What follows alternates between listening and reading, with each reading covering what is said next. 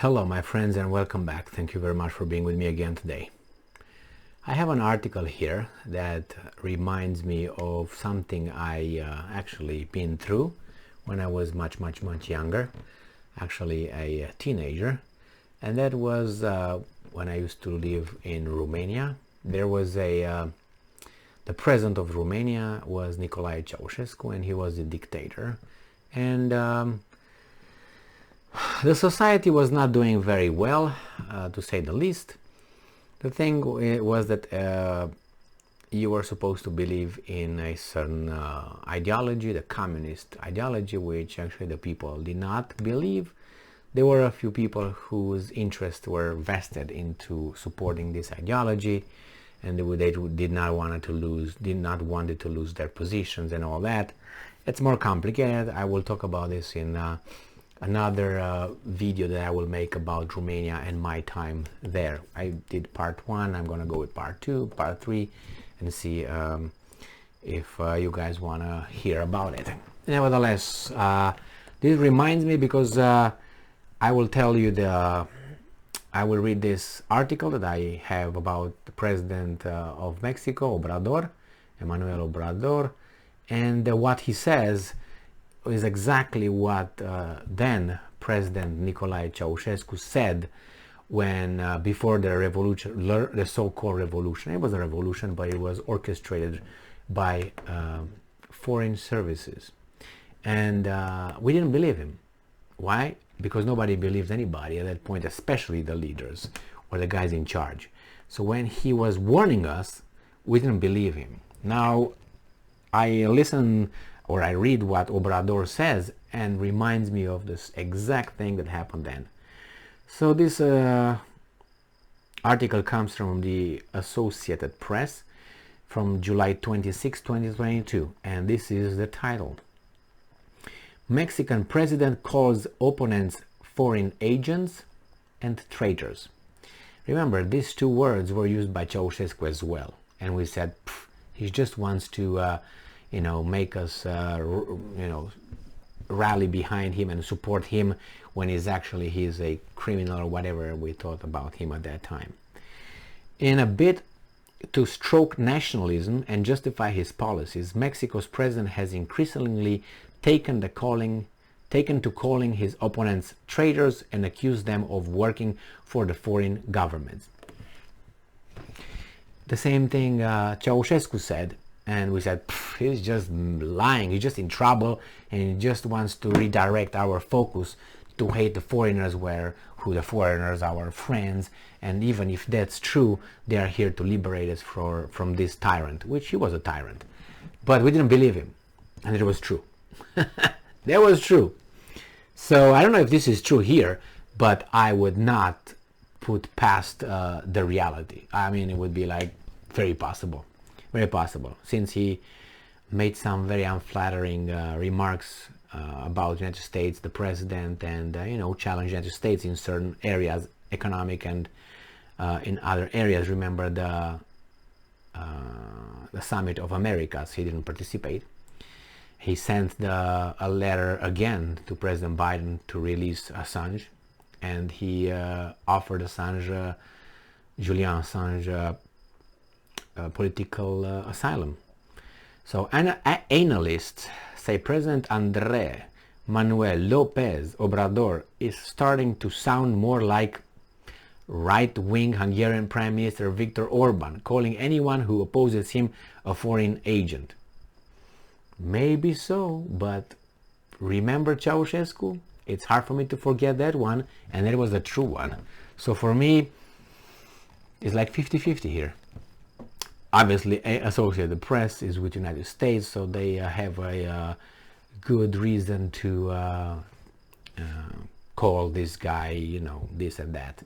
And this is the first step, calling him, associating him with someone who already they painted in a negative stroke and paint, which is Orban. And then they will start calling him a strong man, that's the word they usually use, then authoritarian, then far left or far right, whatever he might be, usually far right. They don't call people far left unless you're really a communist, like they call Maduro and Chavez. So nevertheless, the issue came to a head last week when President Andrés Manuel López Obrador tried to sidestep court challenges to one of his pet projects by declaring a tourist train line an issue of national security, without explaining why a tourist project warranted that status. So important. On Monday, the president said it was a case of foreign intervention by environmentalists paid by the US government, a heady accusation in a country that has been invaded several times. So I think he's pinpointing to the to the people who want to have a little regime change over there. I'm quoting, pseudo-environmentalists came from Mexico City and other parts of the country, financed by the government of the United States, and they filed these injunctions against us, said López Obrador. And I'm quoting again, it is an issue of national security for many reasons, because a foreign government is interfering. Remember when the Russians interfered with our elections? We should look at this and take it very seriously. And then we have an activist, Pepe Urbina, filed one of the court challenges that stalled the Maya train project, which is cutting a swath through the jungle on Mexico's Caribbean coast. The project threatens extensive sinkhole caverns where some of the oldest human remains in North America have been discovered. They are slandering us by calling we work for the US government, said Urbina, who makes his living as a professional driver and denies receiving US money. It's absurd. Well, the 950-mile, 1,500 kilometer Maya train line is planned to run in a rough loop around the Yucatan Peninsula, connecting beach resorts and archaeological sites. López Obrador has exempted it from environmental impact statements, but a judge disagreed and froze work on a 36-mile, 60-kilometer stretch of a train line between Cancun and Tulum. He wants money. That's why it is. Bribe, fuck. He's going to say, oh, didn't say anything here. I guarantee you. Antonella Vasquez, a lawyer who took on the appeals of a volunteer basis, also denied getting any U.S. government funding. She's going to be threatened or bribed by whomever. It's a shame. It's shameful that they attack us just to justify a national security designation that doesn't apply to a tourist train, said Vasquez, who noted the judge in the case refused Monday to lift the work stoppage even though the government has started to ignore it. Vasquez said, I have received messages on social media that I'm corrupt, or that someone is financing me, or that I don't love my country. No, we aren't doing anything other than asking that the law be respected. Maybe so. So López Obrador's action on electrical power led the U.S. and Canadian government to file complaint against Mexico under the U.S.-Mexico-Canada Free Trade Pact, which forbids discriminating against foreign companies.